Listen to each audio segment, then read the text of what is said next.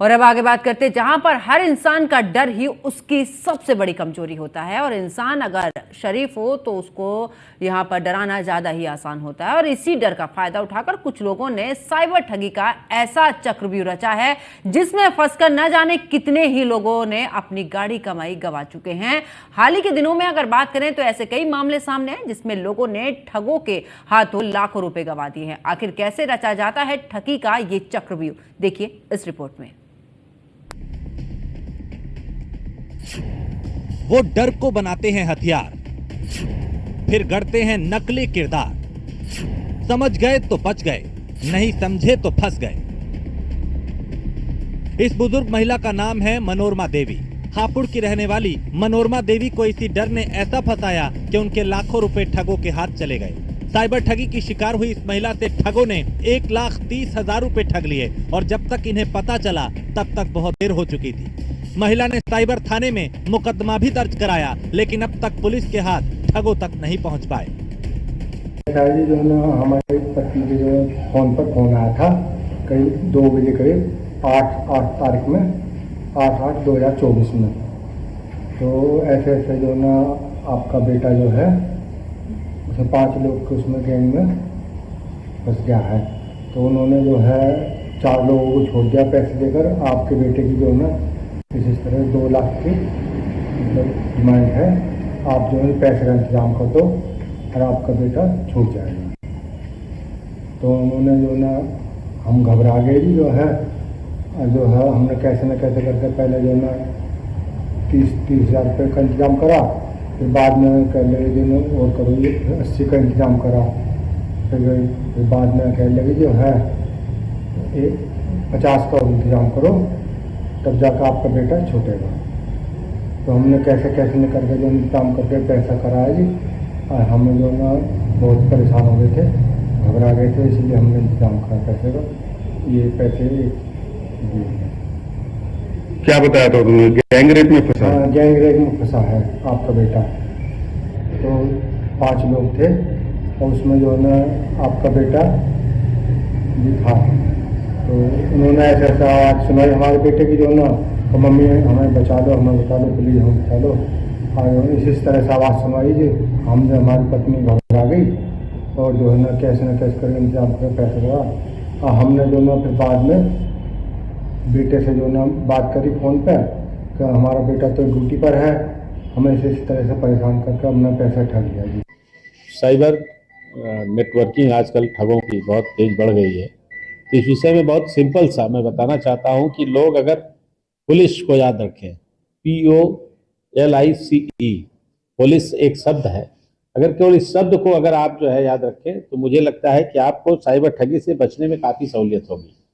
P for password, please don't share any password to anybody. अपना password किसी व्यक्ति से शेयर मत करें।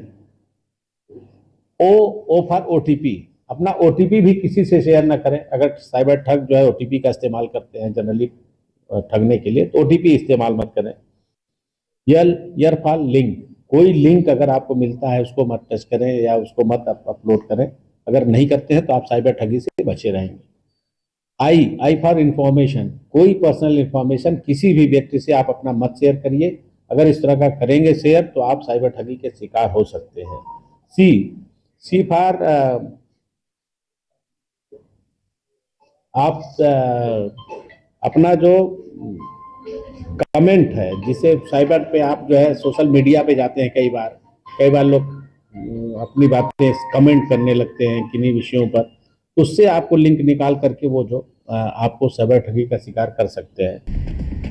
दरअसल साइबर ठगी का ये खेल इस तरह से रचा जाता है कि सामने वाला जब तक कुछ समझे तब तक काफी देर हो जाती है। इस महिला के साथ भी यही हुआ। महिला को एक दिन फोन आया कि उसके बेटे निखिल को गिरफ्तार किया गया है। ठगों ने बताया कि उसके बेटे को रेप के आरोप में पकड़ा गया है। बेटे को छुड़ाने की एवज में पैसे मांगे गए।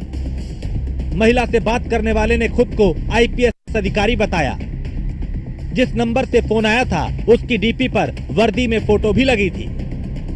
महिला डर गई और 2 बार में 1,30,000 रुपए ट्रांसफर कर दिए।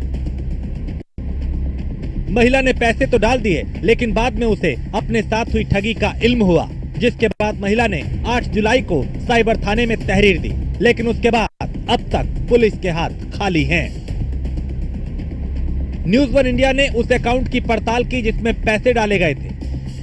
पड़ताल में अकाउंट भोपाल का मिला। पता मकान संख्या 362, वासी कबितपुरा, शाहजनाबाद नाबाद, निकट मस्जिद बाग, मुदित साहब हुजूर भोपाल है। साइबर ठगों ने हापुड़ के ही एक पत्रकार नवीन गौतम के खाते से भी 30,000 की नकदी निकाल ली, लेकिन इस मामले में भी पुलिस के हाथ खाली हैं। असल में फोन कॉल करके होने वाली ठगी का ये तरीका भी पुलिस के लिए नया है। ऐसे में पुलिस के लिए भी ऐसे मामलों में कार्रवाई करना बड़ी चुनौती है। वैसे ठगी का तरीका सिर्फ डराने तक ही सीमित नहीं है, बल्कि साइबर ठगों ने डिजिटल अरेस्ट का भी चक्रव्यूह रचा है, जिसमें फंसने का मतलब है आपका अकाउंट साफ। मामला नोएडा का है, जहां एक बुजुर्ग महिला से ठगों ने न केवल रुपए ऐंठ लिए, बल्कि 4 दिन तक डिजिटल अरेस्ट करके भी रखा। आइए सबसे पहले जानते हैं डिजिटल अरेस्ट होता क्या है। इसके जरिए ठग पीड़ित को कॉल या वीडियो कॉल करते हैं। ठग पहले तो सेटअप बनाते हैं कि वो किसी पुलिस स्टेशन से बात कर रहे हैं। पीड़ित को ठग अलग अलग तरीकों से डराते हैं, फिर गिरफ्तारी का डर दिखा के घर में ही कैद कर लेते हैं और फिर पैसे देने के लिए मजबूर कर देते हैं।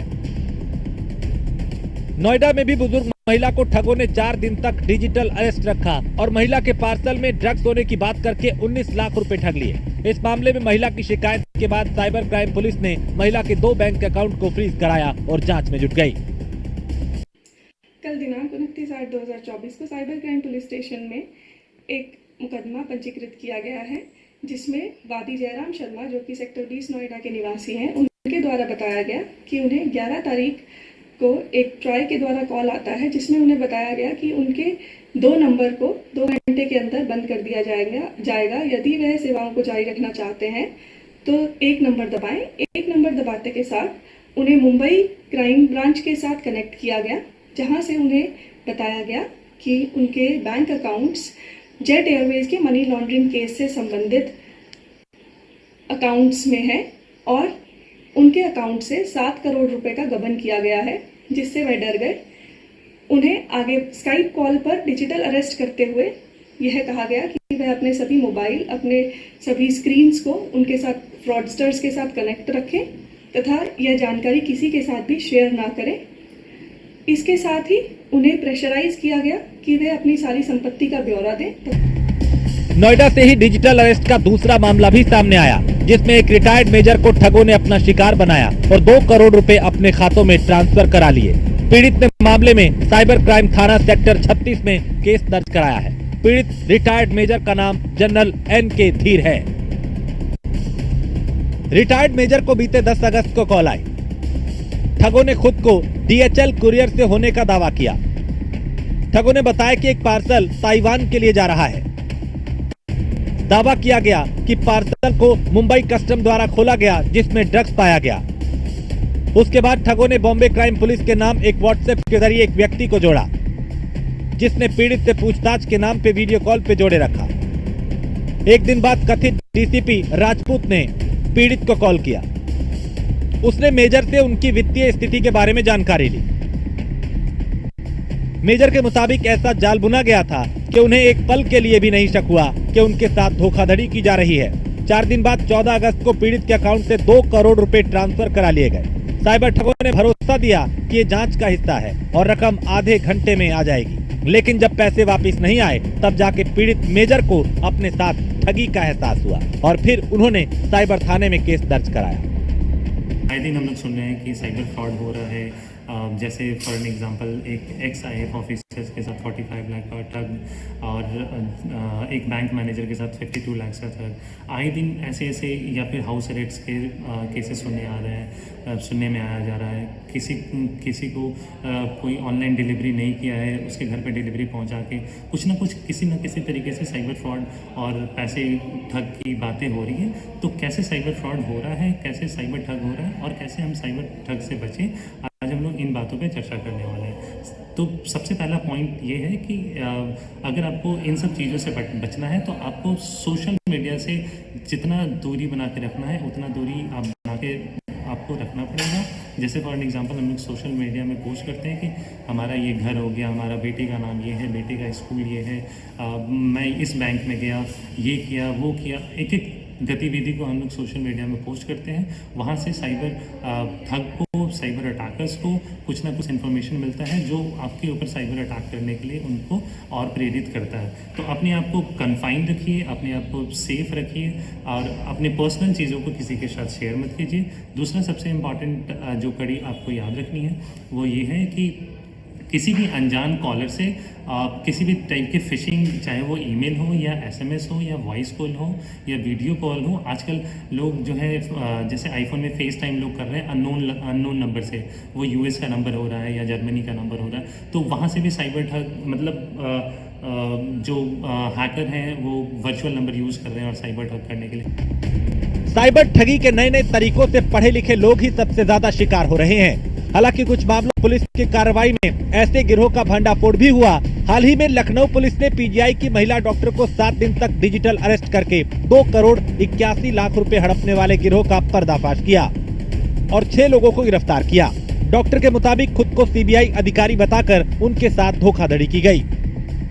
पास एक दिन मॉर्निंग में कॉल आया था कि ट्राई से बोल रहे हैं, आपका फ़ोन जितने फ़ोन नंबर्स हैं आपके नाम पर वो सब बंद कर दिए जाएंगे आधे घंटे के अंदर, क्योंकि उसके खिलाफ साइबर थाने में मुंबई में कंप्लेंट्स रजिस्टर्ड हैं, 22 कंप्लेंट्स रजिस्टर्ड हैं और उससे लोगों को हैरेसिंग मैसेजेस गए हैं। फिर ये कह के कि अगर नहीं बंद करवाना है तो आप police, so called police officer, IPS officer से उन्होंने बात करवाई थी, कॉल ट्रांसफ़र की थी और देन दैट उस व्यक्ति ने मुझे बताया कि इसके अलावा जो आपका जो बैंक अकाउंट है जो इस फ़ोन नंबर से ही लिंक्ड है, उसके ऊपर भी उस किसी बैंक अकाउंट, कोई मुंबई में बैंक अकाउंट है, उससे विमेन एंड चाइल्ड ट्रैफिकिंग के लिए पैसे भेजे गए हैं। मनी लॉन्ड्रिंग केस में कुछ इन्वॉल्वमेंट बताया था उन्होंने और तो फिर ये कह के उन्होंने एक कि आपको हम फिज़िकली अरेस्ट करने का हमें ऑर्डर्स मिले हैं, तो फिज़िकली अरेस्ट हम नहीं, अगर आप नहीं यहाँ आ सकते हो कोर्ट केस फाइट करने, तो हम डिजिटल अरेस्ट कस्टडी में रख सकते हैं। साइबर ठगी की घटनाओं में अप्रत्याशित रूप से वृद्धि हो रही है, जिसको लेकर सभी को अत्यंत सतर्क रहने की आवश्यकता है। किसी भी अनजाने नंबर से वीडियो कॉल कभी भी स्वीकार न करें। कोई हाय लिखकर भेजता है या कोई मैसेज करता है, उसे फ़ोन न करें। अगर किसी को कोई आवश्यकता है तो वो स्वयं आपसे बात करेगा। जो भी संदिग्ध नंबर हैं उनको तत्काल ब्लॉक कर दें। उनसे बहस करने की या उनसे वार्ता करने की कोई आवश्यकता नहीं है।